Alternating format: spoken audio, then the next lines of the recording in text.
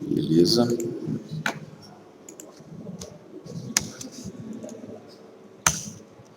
A gente tem mais uma partezinha, na verdade, só para a gente completar a parte lá de formas de modelo, entidade e relacionamento, tá? A gente já vai entrar num novo assunto hoje, que é a parte de formas normais, que a gente vai começar a tratar tudo tal, correto? Mas ficou, na verdade, faltando só essa parte aqui. Bom, existe uma parte da modelagem entidade e relacionamento que é o que a gente chama de refletir o aspecto temporal. O que seria isso daí? Né? Seria a parte que o banco de dados ele precisa guardar as informações, no caso os dados, né, por um certo tempo, ou não, ele não pode perder os dados conforme as atualizações vão acontecendo. Né? Então, a gente tem essa parte então que a gente começa a tratar então a nossa modelagem, né, com a parte de aspecto temporal. Né? Podem ser necessários conhecer não só, né, o segurado atual de uma apólice, mas também os dos passados. Isso daqui é um exemplo que ele dá de uma seguradora. Né? Vai ter aplicação então que é necessário você fazer o quê? Guardar esses dados aí, conforme o tempo vai passando. Tá? O modelo de um banco de dados que armazena somente valores atuais de uma informação é diferente do modelo que armazena histórico de informação. Portanto, é necessário considerar o aspecto temporal na modelagem de dados. Sempre quando a gente tem atualização dos dados, né, até agora, como a gente está vendo, quando a gente faz a atualização, simplesmente a gente perde o dado anterior.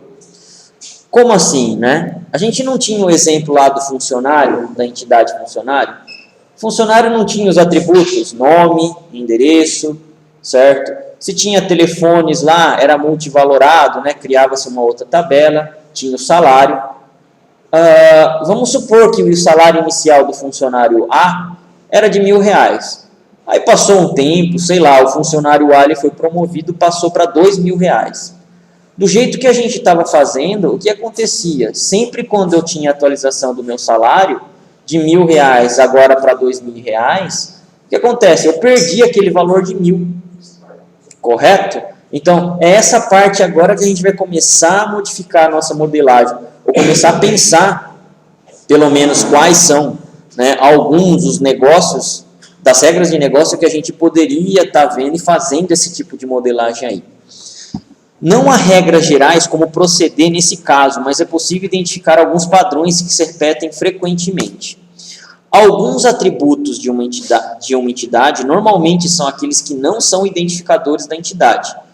Podem ter seus valores alterados ao longo do tempo, por exemplo, o endereço de um cliente, que pode ser modificado. Então, uma das características, quando a gente tem esse tipo de problema, né, geralmente não é com a chave primária que vai acontecer. Então, ele fala aqui, ó, normalmente não são identificadores da entidade. Né?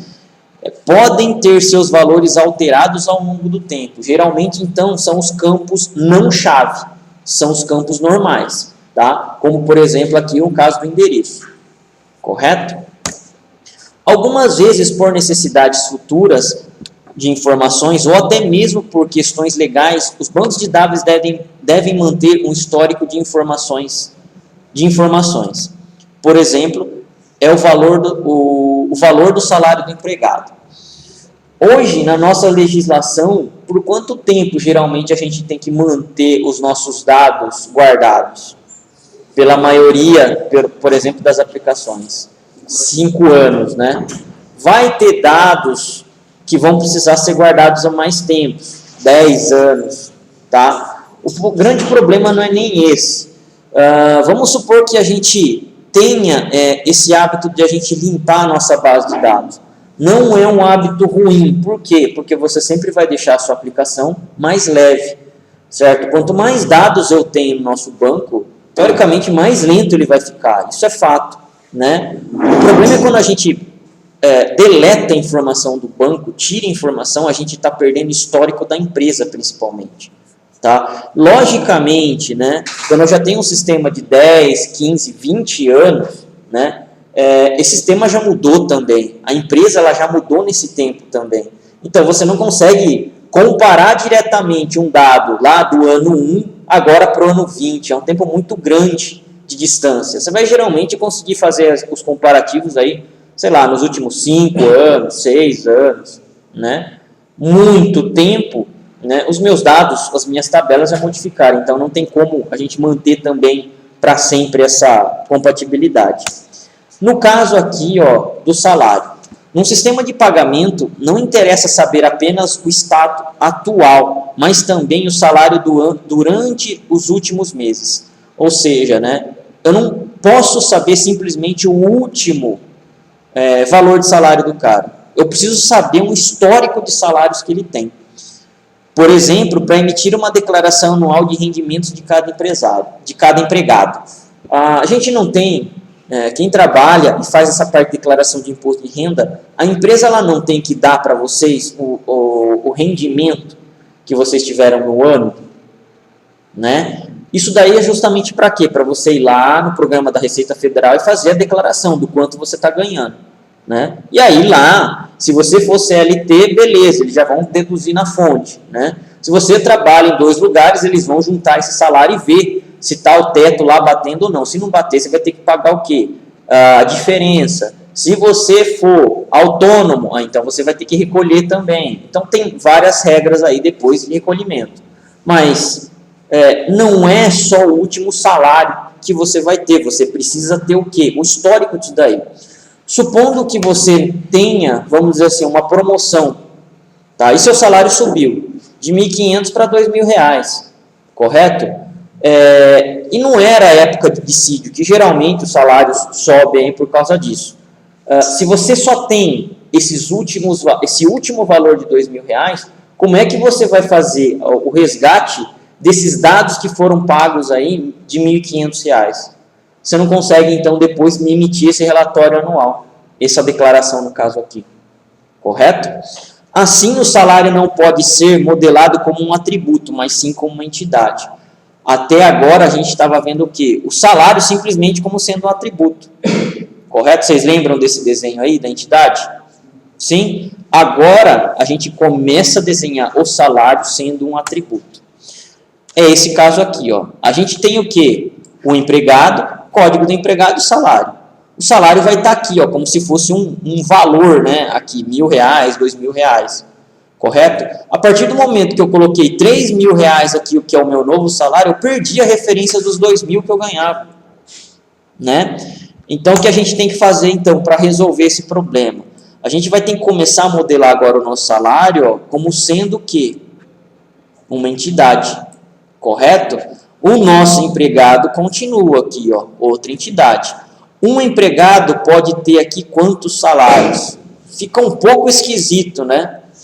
Mas seria a forma de a gente conter o quê? Histórico dos nossos salários, tá? Ele tem um determinado valor numa data. Então a data do dia 5/9/2016. Legal, o salário dele é de R$ 2.000. 5/10/2016, agora o salário é de R$ 3.000, correto? Então, em uma data, eu tenho um valor específico. Tudo bem aí? Correto? O nosso aqui, a nossa cardinalidade está sendo tipo 1 para muitos, né? Então, vai ficar desse jeito mesmo, porque nesse caso, o que vai estar valendo vai ser a última data de pagamento, até que o salário do empregado altere-se novamente, tá? Ou por dissídio, ou por mérito, ou por promoção, qualquer outra coisa, ok? Para o banco de dados, como ele vai saber que é o último salário que vale? Pela maior data? É a aplicação, certo? Para um banco de dados, pessoal, a gente tem que lembrar que é o seguinte: ele simplesmente está armazenando aquele dado, certo? A aplicação, ela tem que ter o quê? A regra de pegar a última data, correto? É ela que vai trabalhar com os dados em si, correto? Se eu tiver agora a regra de negócio dentro do banco, tudo bem. A gente vai fazer um objeto que cuide dessa parte aí, que pegue a maior data que está na tabela salário, mas por enquanto, para a gente, é a aplicação que está fazendo isso daí. É uma regra de negócio, não é? Então, o banco em si só está armazenando. Ele dá condições que a aplicação faça isso para a gente. Aplique essa regra de negócio. Correto aí? Sim? Bom, assim como os atributos podem ter seus valores modificados ao longo do tempo, também relacionamentos podem ser modificados. Então, essa parte aqui agora são lá das nossas entidades relacionais, né, que relacionam. Instâncias dos relacionamentos podem ser modificados, adicionados ou removidos. E também, nesse caso, pode ser requerido que o banco de dados mantenha um registro de histórico de alteração. Então, aqui, ó, quando é considerada a história de alterações, relacionamentos de 1 para 1 ou 1 para N são transformados de N para N. Nós temos esse caso aqui do exemplo anterior. A gente não tem aqui, ó, relacionamento de 1 para N, correto? Se eu tivesse o relacionamento também de 1 para 1, vão ser transformados de N para N. Quando eu quero fazer o quê? Guardar a época das alterações. Tá? Então, ó, como ficaria isso daqui? Nesse caso aqui, é o quê? O exemplo clássico que a gente já viu. Um empregado faz a locação de uma mesa, correto? Ou um empregado faz locação de várias mesas. Eu não coloquei aqui o relacionamento, porque ele pode ser os dois tipos aqui. Nesse caso aqui, ó, um empregado faz locações de mesas em uma determinada data. Quando eu quero fazer, então, essa parte de histórico, de quando o empregado está fazendo a locação de uma determinada mesa, eu tenho uma determinada data a ser colocada. Então, geralmente, o que vai ser colocado? Um atributo data aqui. Correto? Por quê? Porque a data é um marcador temporal. Correto? Poderia, não é muito comum, mas a gente tratar dia, mês, ano separado, semana separada. Correto? Num banco de dados, o que é mais utilizado é a data mesmo, mas poderia-se. Tá? Tem casos, por exemplo, de sistemas de cobrança. Às vezes os sistemas de cobrança não são marcadores de data, são marcadores de dias. Às vezes os dias em atrasos deles não são dias consecutivos, são dias, sei lá, úteis, por exemplo. Tá? Então tem uma série de cálculos para ele considerar, não considerar sábado, não considerar domingo, não considerar feriado municipal, não considerar feriado estadual, enfim. Né? Então isso daí é regra de negócio, correto? Mas a data geralmente é o marcador temporal disso daí. Com essa parte agora, com essa modificação, eu consigo saber quando uma locação foi feita de um empregado de uma mesa. Correto? Só a data, ela é um marcador temporal? A gente já viu que não. Qual outro marcador importante que a gente poderia estar utilizando também?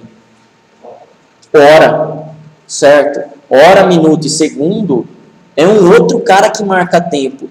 Lembram-se daquele primeiro exemplo, um dos primeiros exemplos? Oi? No data, por padrão, não. Num banco de dados, não. O SQL Server 2005, por padrão, era data e hora, mas no modelo entidade de relacionamento, data é data, hora é hora. Tá? E nos outros bancos de dados também. Vocês podem ver que só tem o SQL que trabalhou desse jeito até a versão 2005. Tá? Que é péssimo. A partir de 2008 os caras dividiram. Né? É por isso que é ruim a gente se basear numa tecnologia, tá, pessoal? Quando a gente se baseia numa tecnologia, às vezes a gente torna aquele cara como sendo o quê? A nossa base principal. E não é. Tá? Eu gosto muito do SQL Server. É o banco que eu mais sei utilizar, mais sei mexer. Tá? Mas eu não tenho ele como sendo base para mim. Não dá para ter. Não tem como. Por quê? Se eu for, por exemplo, estudar um outro banco de dados, vai ser diferente do SQL Server. Tá? Agora eu estou estudando o Oracle, correto? Eu não posso fazer com que o SQL seja a minha referência. Não tem jeito. Tá? Data é data mesmo. Hora são atributos separados nesse caso aqui, no modelo entidade-relacionamento. Tá? Para exemplificar, consideramos o relacionamento locação. Esse relacionamento possui cardinalidade de 1 para 1. Ou seja, cada empregado está alocado no máximo uma mesa. e cada mesa tem alocado no máximo empregado. Então, ó, eu sou empregado, eu utilizo essa mesa aqui, acabou. É 1 para 1 relacionamento. Cada um de vocês está utilizando o quê? Uma mesa, correto? Vocês estão locando essa mesa aí. Relacionamento de 1 para 1, correto? Esse modelo está correto. Caso deseje se armazenar no banco de dados apenas a alocação atual da mesa. Então, se a minha regra de negócio eu não precise fazer essa parte de guardar um histórico, beleza, aquilo lá está funcionando para mim. Entretanto, caso deseje armazenar também a história de locações, isto é, que empregados estiveram locados aquelas mesas ao longo do tempo, é necessário modificar para o modelo B, que é aquela parte da data lá, ó, que é esse daqui. Correto? Vamos supor que eu não sente mais nessa mesa aqui agora. Comece a sentar na outra, certo? Em outro dia, certo? Eu vou ter que estar numa data naquela mesa ali. Então, o meu código de funcionário, código 5, por exemplo, vai estar fazendo o quê? Sentado, locando aquela mesa ali, 12, 15, sei lá. Tá? Em outra data, e assim sucessivamente. Eu começo a ter um histórico disso daí. Correto? Beleza. Bom.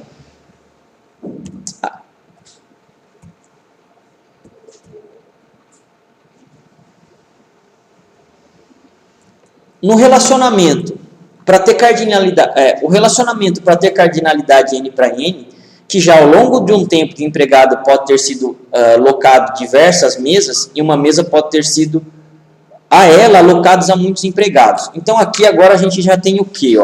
A parte do relacionamento N para N, né? Ó, a gente tem essa parte aqui. Ó. Quando eu tenho um relacionamento de 1 para 1, de 1 para N ou N para 1, ele vai ser transformado de N para N, correto? O tradicional é esse daqui. Um departamento faz lotação de N empregados, correto? N empregados são lotados por um departamento. Correto? Agora aqui, o que acontece? A gente está mudando o aspecto temporal dele. O nosso relacionamento aqui de 1 para N começa a virar N para N. Agora aqui, ó, o meu empregado, certo? Tem lotação de departamentos em uma determinada data. Oi? Lotação é quando o funcionário é lotado, né? No caso, seria contratado para trabalhar naquele determinado departamento. Tá? É um nome só que está mudando aqui. Poderia ser contratação. Correto? Então, esse aspecto aqui, ó, que ele fala, como o mesmo empregado pode ter sido alocado a uma mesa múltiplas vezes, no exemplo anterior, torna-se necessário um atributo identificador do relacionamento, a fim de distinguir uma alocação de um determinado empregado a uma mesa. Nas demais alocações desta emprega, deixa eu ver. Das demais alocações deste empregado, a mesma mesa, empregado. Está errado.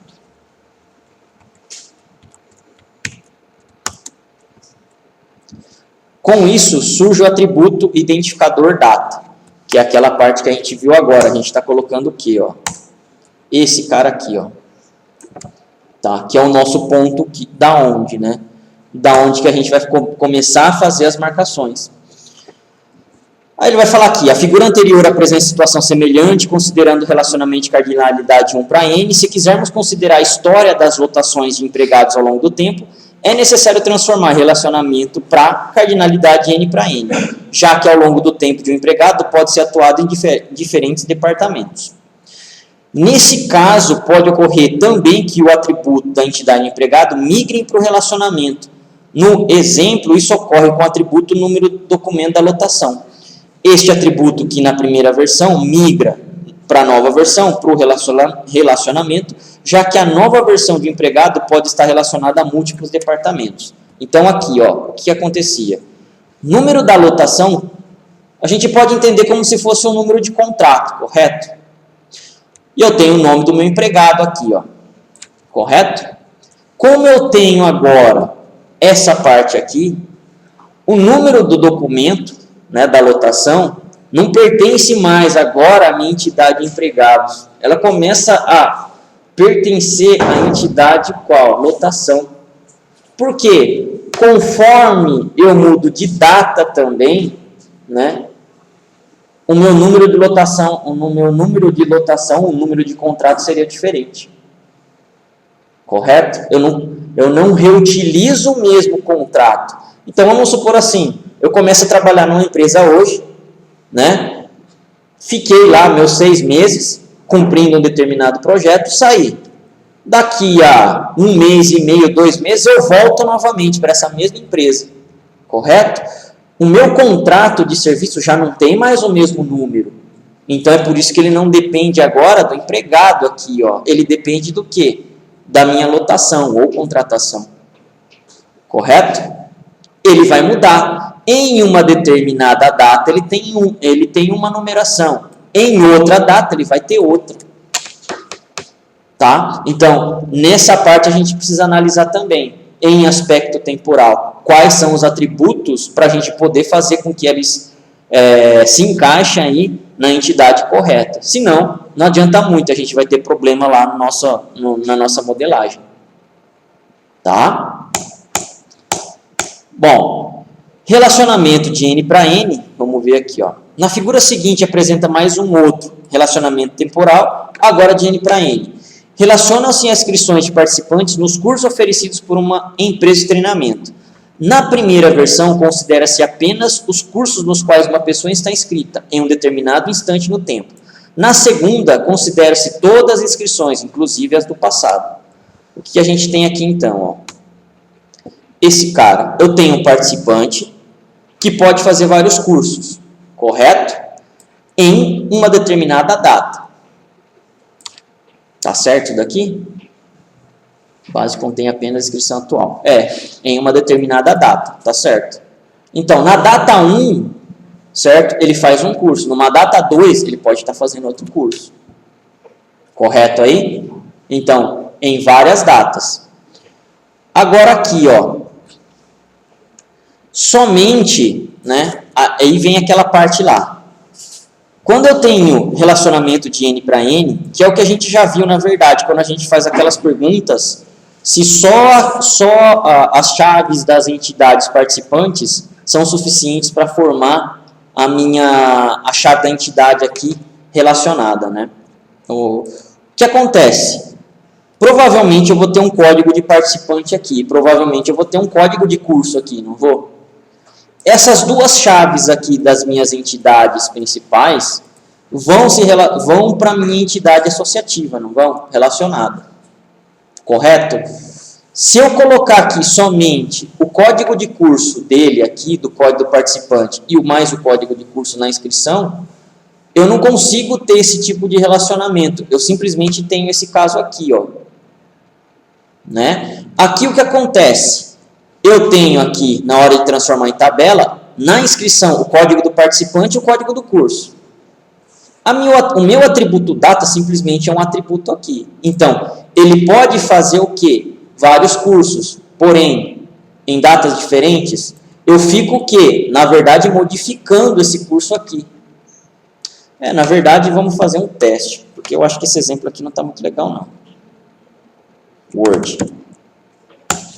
Ó, eu vou ter lá o nosso participante, né?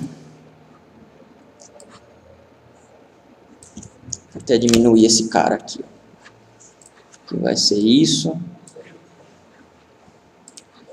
Então, eu vou ter aqui o participante, código de participante,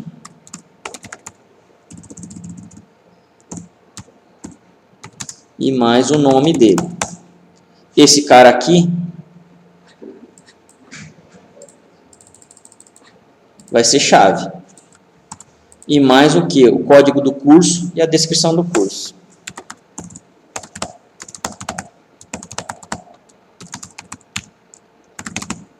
Esse cara aqui vai ser chave.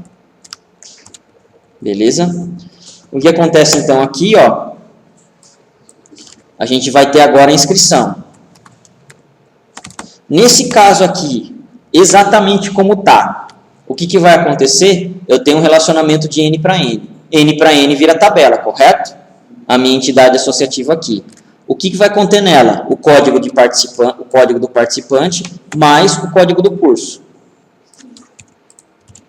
Fazendo a parte da minha chave. E a data? Só que a data aqui, ó, ela não está como quê? Como chave. Eu tenho, então, ó, o código 1 do participante com o código 1 do curso. Beleza. Uma determinada data. Vou colocar aqui, ó. Data 1 de 2016. Eu tenho o código de participante 1 no curso 2, numa determinada data, ou outra data, 5/4/2016. Beleza. Até aqui, o que ele está fazendo? Ele está repetindo a nossa chave? Não, né? Mas ele está conseguindo, então, fazer o quê? Diferentes cursos, correto? Em datas diferentes. Pior que não vai... Esse exemplo aqui não ficou legal. Se eu tivesse, por exemplo, então, o código 1 com o código 1 na data... não tem sentido eu me matricular 2 vezes no mesmo curso. Na mesma data, não. Ah, mas em datas diferentes. 5/1/2016, por exemplo. Ah, matei aqui, ó. O que é? O que o autor quis dizer. Isso daqui daria para ter nessa parte? Se eu tiver com esse tipo de tabela aqui, ó. Correto? Com isso daqui, ó.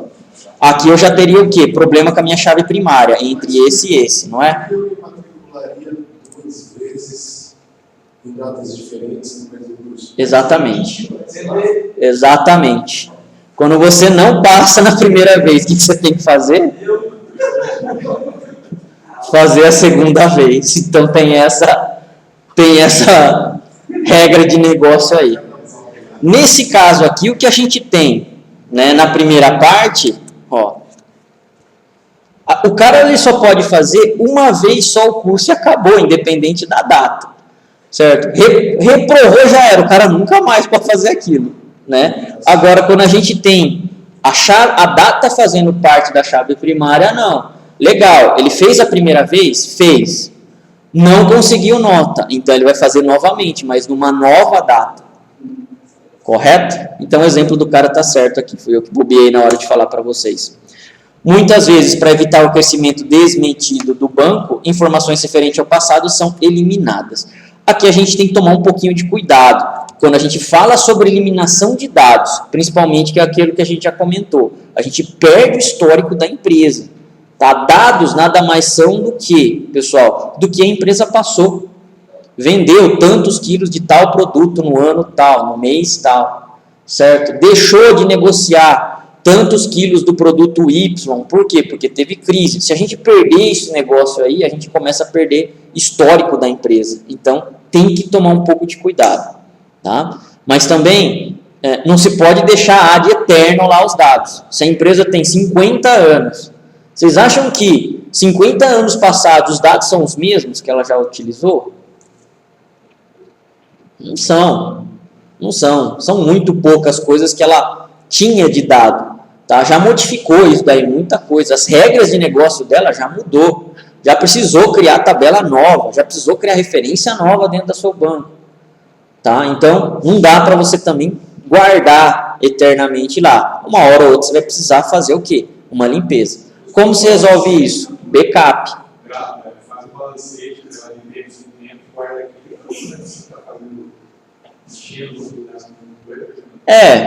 Você vai, na verdade, pegar e manter os seus 5 últimos anos, 10 últimos anos, o que a legislação, na verdade, mandar. Correto? Às vezes a legislação ela tem alguns casos aí que são grande a quantidade de tempo. Então, é meio chato. Mas, enfim, a gente não deixa lá ad eterno, não. A Receita Federal é um dos exemplos bem clássicos, né? Os caras começaram na época do quê? De formulário. né? Você preenchia lá o formulário, muito não era da época de vocês. Não é também da minha, não cheguei a fazer isso, tá? Mas eu via meus pais fazendo tudo tal, né? Tinha que mandar por correio, eu tinha que entregar nas agências do correio, se não me engano, né? Depois começou com o tal do disquete, que já era um programa, entregava por disquete, tinha um protocolo. Disquete, dava pau, eles pediam para enviar de novo, enfim, né? Tinha vários problemas. Depois começou aí a parte da internet. Vai chegar uma hora que isso daí a gente vai precisar mais fazer.